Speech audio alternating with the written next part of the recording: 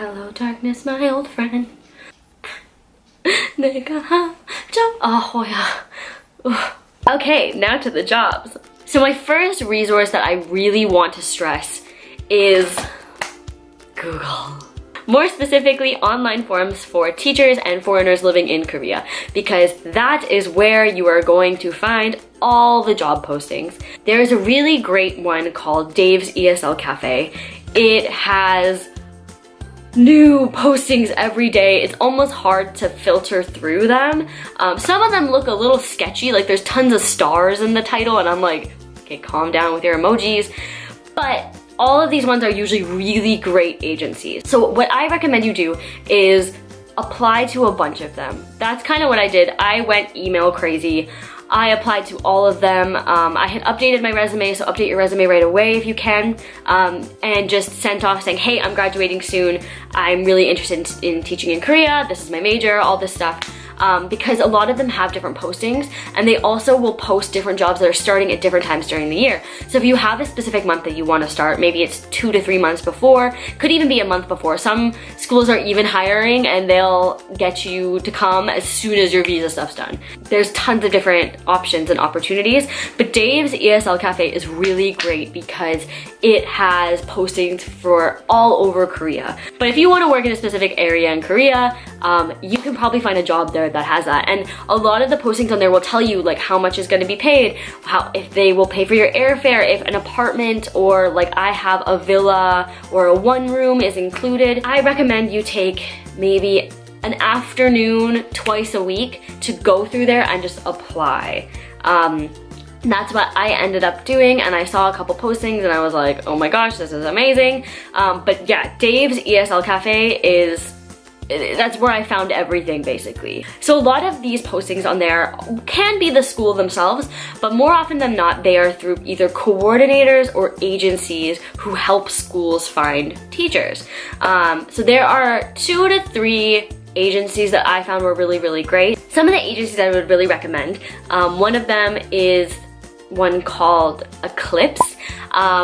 They have, if you are looking for a job in Seoul, they do have really great positions in Seoul. They are affiliated with a teaching center that's kind of like a hagwon called Cheongdam Learning Center, I think it's called. It's in Seoul. So if you are dead set on living in Seoul, you're worried that you can't speak Korean very well, you don't want to live in a little bit of a more rural area, that one's really great. From what I know, their training program is fantastic. It's on par with EPIK and Talk.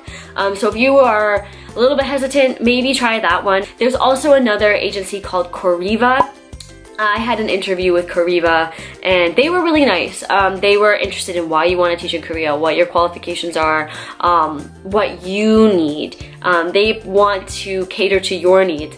And so Koriva, what they'll do is after they interview you, they will send your resume off to a bunch of different schools. And once the schools start coming back to them being like, oh yeah, I want to interview this person, they will contact you right away and say, hey, here's this school, look at it, tell us if you like it, and we can set up an interview for you right away. There are also a bunch of different other agencies on there that I was in contact with, and I will link those down below. The agency I went with, which I will talk about a little bit later in the video when I talk about my experience, was called Teaching Jobs Korea. Shout out to Michael, he was an amazing coordinator. He was fantastic, but I'll go into more detail when I talk about my experience later. Just a note, if you don't have any previous teaching experience, the posted salary that is on those postings, it might change a bit, because those postings are generally for people that might have a little bit of experience, and they're just kind of, a lot of them will give a range. It'll say like, let's say 2.1 million to 2.5 to 2.4, 2.5. If you don't have previous teaching experience, especially with the age group that you're going to be teaching, don't set your sights really high. Just go in with pretty low expectations, because I made that mistake. Like I said, apply for as many jobs as you can. I think I applied to maybe 10 different postings, and luckily I did hear back from the majority of them.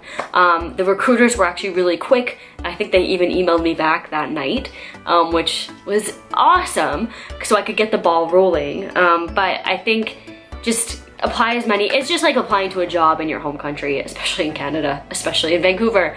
You'll apply to like 20 jobs, at least from my experience, and you might hear back from a few. So go into it with that mentality. Go into it with the mentality that, hey, you know what, I might not hear back, so apply to as many as you can. So these agencies will take in your resume, and they will be the ones that send it to the school. So they'll send it off to a bunch of schools, like I said, and they will be the ones that schedule the interviews for you.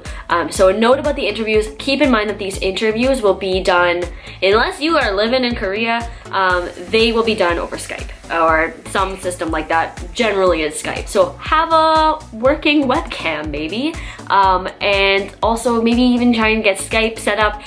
If you have a professional Skype, that's awesome. If you don't, like I didn't, maybe make one. Or if you follow my path, I thought I made a professional one, and little did I know it was still associated with my old one. Hashtag Japan love 17. Like I said, keep your expectations low, but a side note to that, don't settle for something you're not happy with. At the end of the day, you're gonna be working in this job for a year onwards if you love it. So make sure it's a job that you're actually going to love and you're actually gonna wanna work there after the first week. A note about salary, you might get a higher paying job if you are further away from a city. So if you are if you're willing to go anywhere, your pay might get higher if you're in a more rural area. And that's because so many teachers come here and they want to live in the big cities. They want to live in Seoul, or they want to live in cities like Bundang, which are right beside Seoul. Bundang is notorious for English teachers, for foreigners living there. And because there's this influx of teachers and this unlimited supply, schools can be picky, and they can also offer lower wages because they have so many teachers. So a word of caution, a note of, I don't know, just a note, if you're more willing to do that. Speaking of Seoul, in my experience, the positions you will probably want in Seoul are usually given to experienced teachers. In recent years, Seoul schools have become a little bit more picky with who they choose as English teachers because there's been so many people that are qualified and educated and have degrees in education wanting to come teach in Seoul, that if you do want to work in Seoul, the position you will get might not be as high paying. The apartment might not be as nice as those you could expect outside of Seoul, and the conditions that you'd be working in might be not as great as they could be in, say, Suwon, where I am, or in Busan, or in even Daegu. A lot of people don't want to go to Daegu, so water break! I gotta keep hydrated. Now, once you have applied, woo, you should hear back from the recruiter, like I said, maybe even the next day or within a week. And I highly recommend that you I've clapped my hands like 50 million times in this video. I recommend that you keep checking your inbox. Keep checking your email on the daily. You never know when they're gonna get back to you. Time differences, they could get back to you within an hour. Also, don't be alarmed. A lot of recruiting agencies might also want an initial interview with you. And this is not a normal job interview. This is more of a character interview. They want to see if you will be a good fit, what your experiences are, why you want to come to Korea, just who you are as a person. Another thing is, if you are teaching elementary school students or kindergarten, they want to see, like, are you energetic? Energy is a really big thing. I had initial interviews with maybe 5 agencies, and they all varied in questions. The one with Kariva, he asked me questions for like 20 minutes, and they kind of got really personal, and it might have just been a weird day for him, but like for me, one of my motivations to come in Korea, other than being interested in Korean culture, wanting to do my master's in Korean media, so I wanted to get more experience here, but my boyfriend's in the military, and being 8,000 kilometers away from each other kind of sucks for an entire year. So I wanted to be closer to my partner because he's my partner. Once they feel that you are a good fit and they like you, they'll start sending your resume off. So they'll tell you this in interview. They'll be like, hey, I'm gonna be starting to send your resume off. Just keep an eye on your email. Please give me some times that you're available for interviews. Once they start emailing your resume off, that's the exciting part. It's always exciting to check your email and being like, hey, you have an interview request from this awesome school in, I don't know, Yongin. But yeah, so I talked again. Yay. This is the exciting part. Within the next few weeks, you will probably be hearing back from a bunch of schools. So prep that blazer, practice your interview questions. You can find, and one thing that really helped me, find previous EPIK interview questions online. They might not be exact, but they're the same gist of what schools are gonna ask you, like, what's your teaching philosophy? Give me how would you deal with this certain situation? Have you worked with children before? What's your experience in teaching? Why do you wanna come to Korea? That's like a really big question. But go online, find those EPIK interview questions. I can even link them down below. I have a bunch that my TEFL, my TEFL, when they were helping me with the job recruitment services, they sent me a bunch of like prep interview questions that could help, so I can link those down below as well. So I think my advice once you get an interview request is just interview for all of them, because you never know what could happen. One that you could think would not be a good fit might end up being a great fit and could work with your schedule. Don't be super picky, but don't not also be picky. Just go with your gut instinct. If you feel like a school is really sketchy, or you just aren't down with how the email coordination or correspondence, not coordination, I'm sick. If you're not down with how the email correspondence has been going, don't interview for them. But if you are really gung-ho for a couple schools, but you're like, I don't know, they both sound really great, interview for both of them. There's no harm in that. You can say no. I ended up interviewing for 2 other schools, and I ended up saying no. I even had an interview scheduled the day I got my job offer from the school now. And I had to cancel on them because I could have interviewed for the job, but it wasn't as good as the one that I have now, or at least I thought. So interview for all of them. That's my advice. How to prepare for your job interview. Think about how you want to present yourself to the school. Think about what's your teaching philosophy? Why do you want to teach? How do you think you can help children improve? Just be yourself. Take some time to reflect on yourself. Take some time to reflect on your goals, your aspirations. You don't have to lie. You don't have to say, oh, I want to teach for the rest of your life, because that might not be it. This might just be a time in your life where you feel like, you know what, teaching English is a really good opportunity and I want to get more experience, and schools are okay with that. A lot of schools know that people only do this for a couple years. My school, for example, they know I want to become a journalist. They know I want to go into publishing in the future, and that's okay because I bring something different to this position than, say, someone with a degree in education, or someone like my fellow coworker who has a degree in sociology. They're looking for well-rounded people. They're not just looking, and if you have an education degree and that's what you want to do, that's awesome. I'm just saying that, like, don't feel like you have to lie if that's not what you, who knows, you might change your mind, and schools know that. Also for the interview, keep in mind, why do I keep clapping? Also keep in mind that a lot of schools will be interviewing multiple people for this position. So just be yourself. I find Skype interviews so much easier than in-person interviews. A, because I can just put on a blazer and a button-up shirt and just wear pajama pants that they can't see. Don't know if I should be saying that. But you're in the comfort of your own home. You can sit in your favorite chair. Just maybe, if you have a wide variety of K-pop posters on the wall, maybe just do your interview facing a different wall, like I had to do. I went into my kitchen because my room was covered in BTS posters, which is fine. My school actually likes the fact that I'm into BTS because so are the students. But just try and make it professional, but don't feel nervous. Don't feel nervous. The schools know that you're gonna be great, so just go in there with confidence, know that you're an amazing person, do the superwoman pose beforehand, and you're gonna rock it. Now, you've done the interview. Yay, you finished your interview.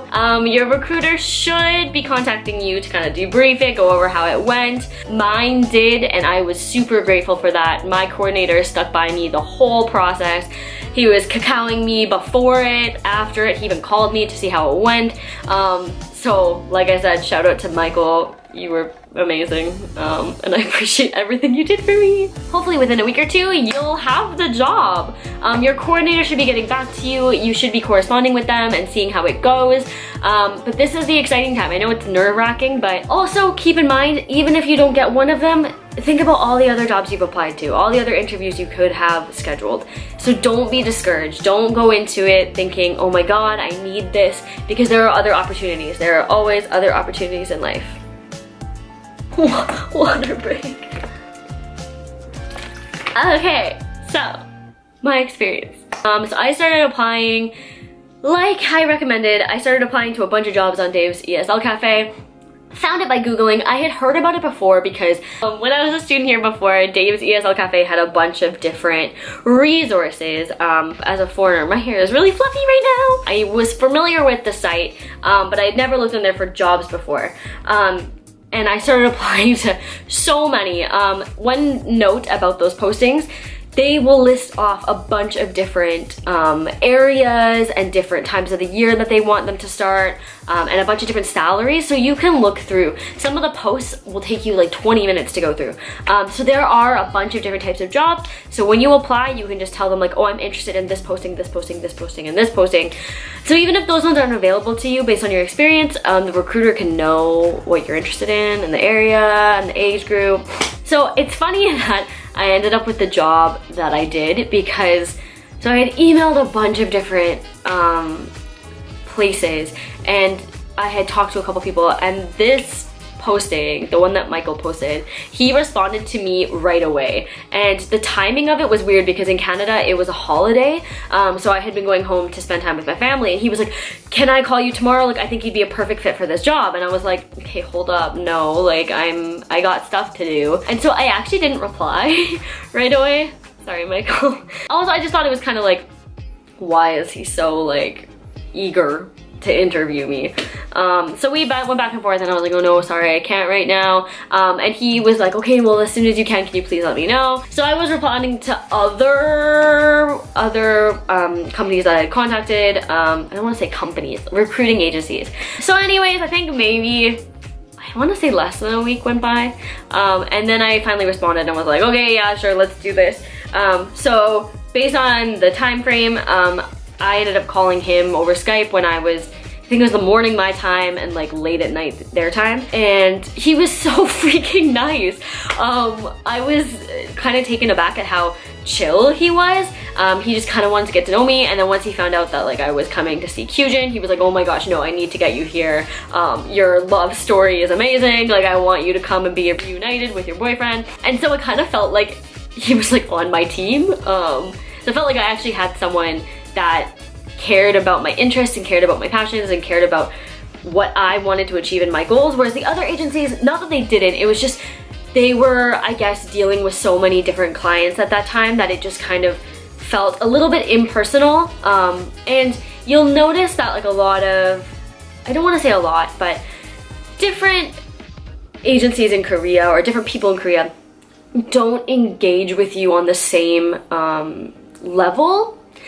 They keep it strictly business, which is fine, you're a business. But I guess as a Canadian, I'm very used to forming personal connections with people fairly quickly.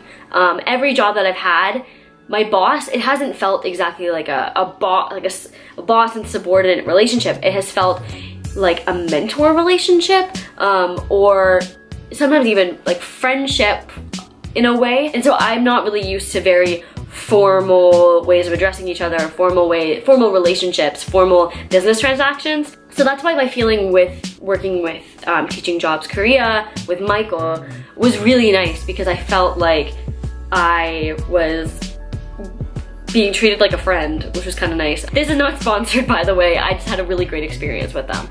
So I was hearing back from different recruiters and scheduling different, I guess, character interviews with them. And they were applying to jobs for me and stuff. With this one, actually, it just happened really fast. I was corresponding with them, I did the interview, I then was interviewed by the director of the school, and then she really liked my energy. I don't know if you guys can tell, I'm kind of energetic even when I'm sick. And then she was like, okay, this school that I would be teaching for has kind of 3 different things. There's a kindergarten, an elementary school, kind of, and a middle school put together. I don't know if it's put together. I don't teach there, so. And then there is a hagwon, or an academy, that I didn't know this when I first got the job, so make sure you know your stuff before. Or make sure you ask a lot of questions, because I didn't ask questions. It's associated with the school, but it goes by a different name, and it has a different director, kind of. Things kind of happen really fast with this job, and all of a sudden I was having an interview with the head teacher, who's really nice. And then so the director of the school came to Vancouver, interviewed me one day, kind of interview, and then we finished everything and she gave me the documents and I had applied for my visa and here I am. It was kind of a whirlwind. That was my experience with it. It was really great. I think what made the experience was the fact that I had my coordinator, who was updating me all the time, who was with me throughout the whole thing. There was a period of time where I didn't know if I had the job, and he had kind of accidentally jumped the gun and told me like, hey, you got it, when I didn't actually get it. And I had kind of told my whole family, but in the end I got it. So it worked out. One thing about the interview that I had though, it wasn't really like a traditional interview. They asked me about my teaching experience, which was more with adults. I don't get to work at the kindergarten because I don't have teaching experience with kindergarten children. I have teaching experience with adults. And a lot of the teachers that are working at the school, because it's a very high-ranking school, have tons of previous experience teaching. I actually kind of shadowed one of the kindergarten teachers there. She was amazing, she was really nice, but she had taught at like 3 different schools before that. So I can see why I didn't get placed there right away, and I think that's totally fair.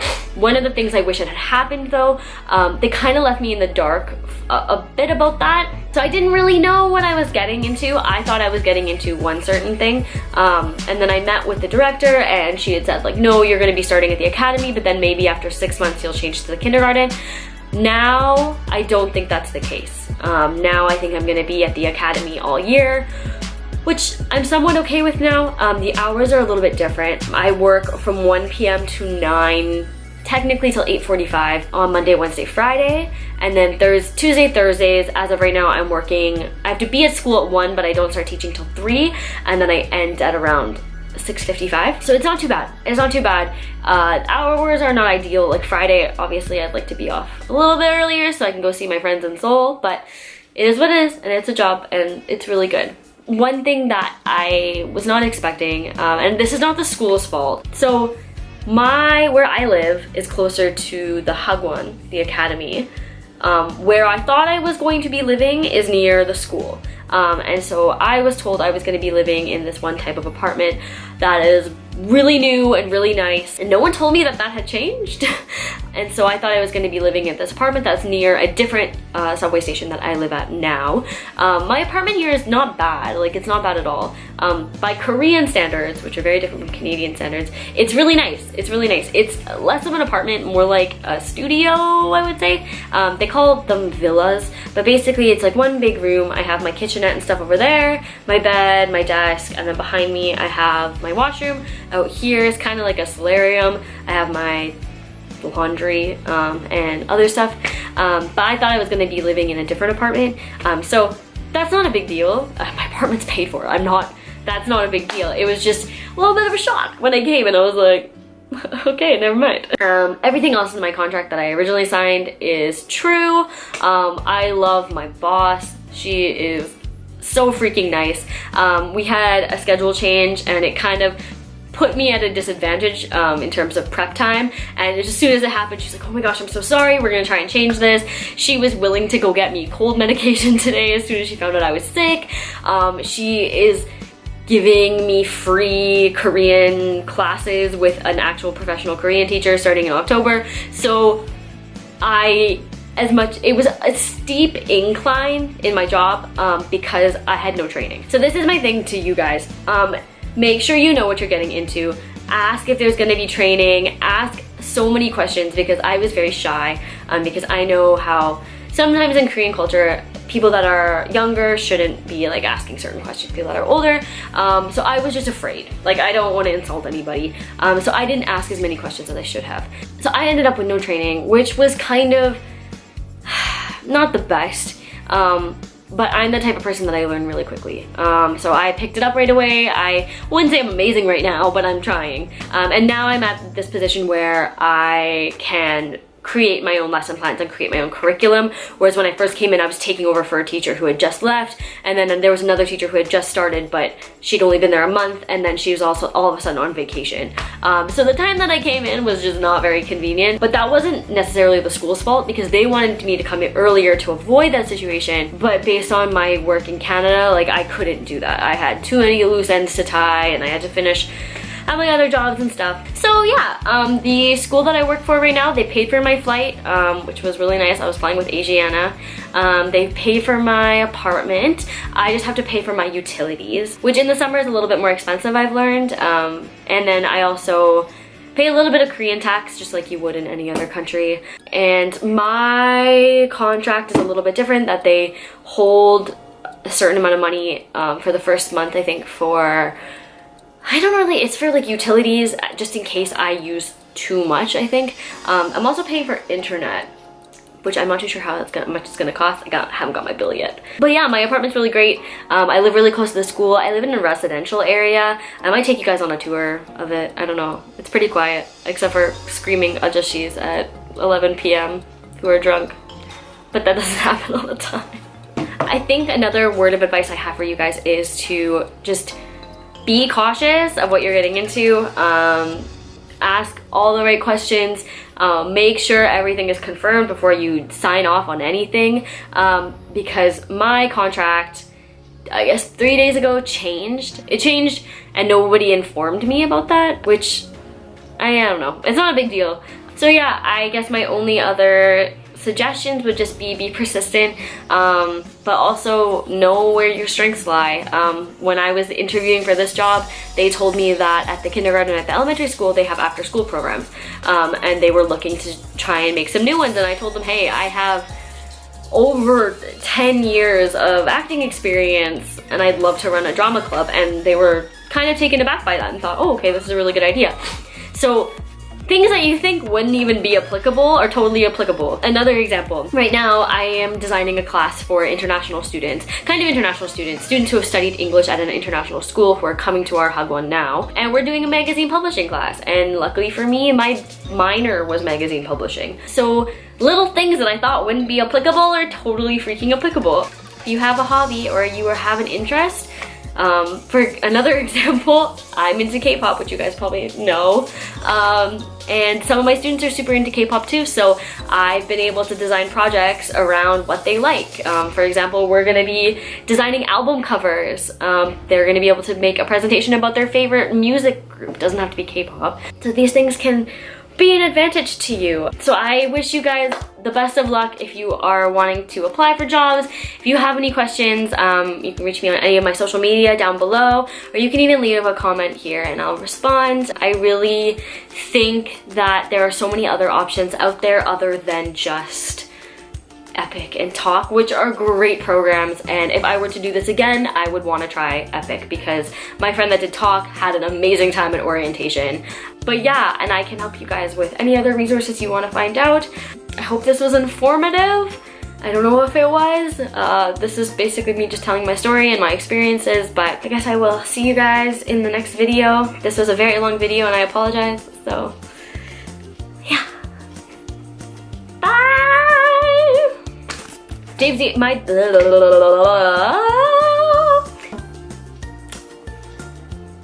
Bangtan, I don't need this right now. Kim Daly. Okay, I get it, you look nice.